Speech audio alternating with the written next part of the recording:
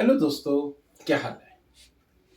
आज इस वीडियो में हम डिस्कस करने जा रहे हैं किसी स्टोरी को नहीं, बल्कि एक उस तजुर्बे को जो सच में हमने अपनी लाइफ में झेला।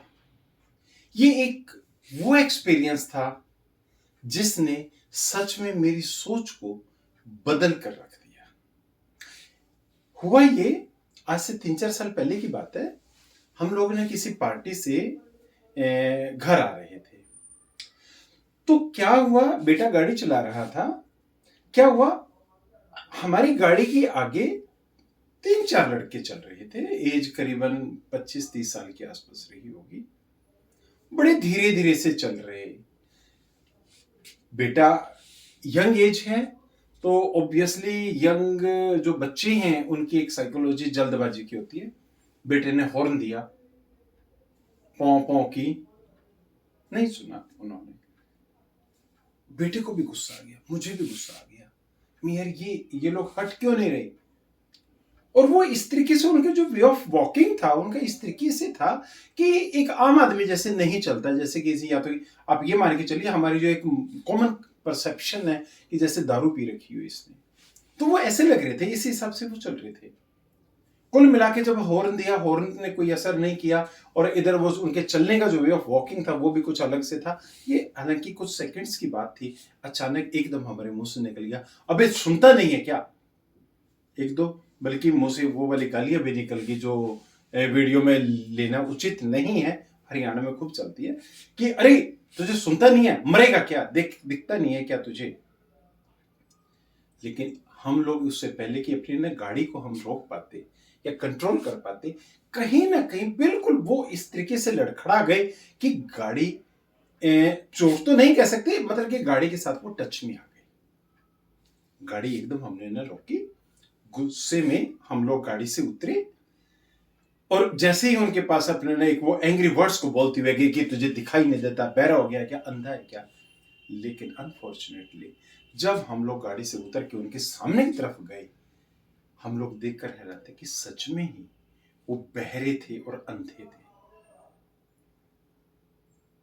वो वक्त, वो एक्सपीरियंस, और उसमें एकदम जो देखकर जो दिल पे बीती, उसको यहां पर शब्दों में व्याख्यान नहीं किया जा सकता। अरे हम तो टॉन्टिंग में बोल रहे थे, तुझे बहरा है क्या, तुझे अंधा है क्या, तुझे दिखता नहीं है क्या। लेकिन किस्मत और विडंबना, भाग्य की विडंबना ने देखिए उनके साथ सच में ऐसा किया हुआ था। अब अंधा कौन निकला।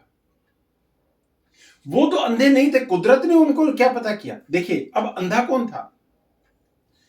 क्या वो व्यक्ति अंधे थे।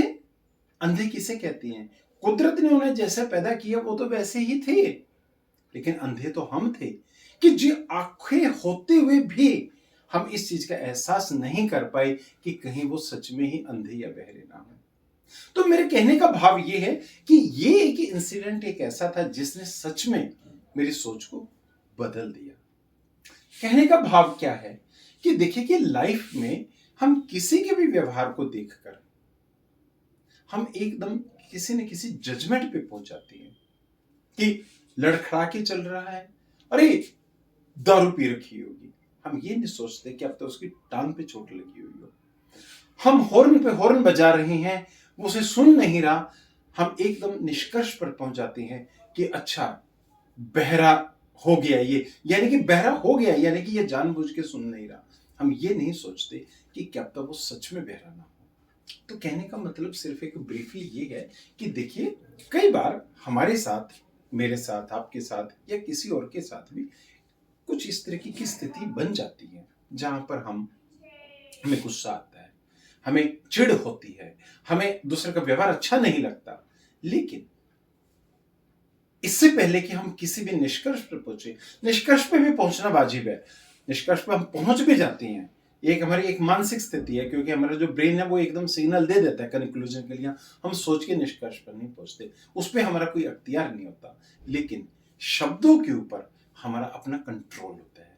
तो इसलिए मेरी जो पर्सनल ओपिनियन है, कई बार ऐसी अगर स्थिति को देख भी लें हम, निष्कर्ष पे हम भले ही पहुंच जाए, लेकिन जहां तक फिर शब्द को यानी उस चीज को व्यक्त करने की अगर बारी आए, उसे हमें हमेशा अपने संतुलित शब्दों में व्यक्त करना चाहिए। कभी भी हमें ऐसा शब्द नहीं बोलने चाहिए कि जो जाने अनजाने में अगर हम हमारे मुंह से गलत निकल भी गए तो दूसरे को हर्ट हो, या फिर वो चीज समझने के जब हमें समझ में आई कि हमने ऐसा क्यों बोल दिया और कुछ देर के बाद हमें खुद को ही पछताना पड़े, जैसे हम खुद पछताए। हम कहाँ उनको गुस्से में चिल्ला रहे थे कि तू बहरा है, अंधा है, तुझे दिखाई नहीं दे रहा, और बाद में पता चला कि वो तो सच में ही अंधे और बहरे थे। तो इसलिए ना हमें जब भी गुस्सा आना वाजिब है, लेकिन शब्दों का चयन हमारे अपने हाथ में है, तो शब्दों को कभी भी अनियंत्रित हमें नहीं होने देना चाहिए। ओके फ्रेंड्स, मेरी जो ओपिनियन थी मैंने आपसे शेयर कर दिया। आप लोग इस बारे में क्या सोचते हैं उसे जरूर शेयर कीजिएगा। Okay friends, thanks for watching the channel. Bye bye, take care.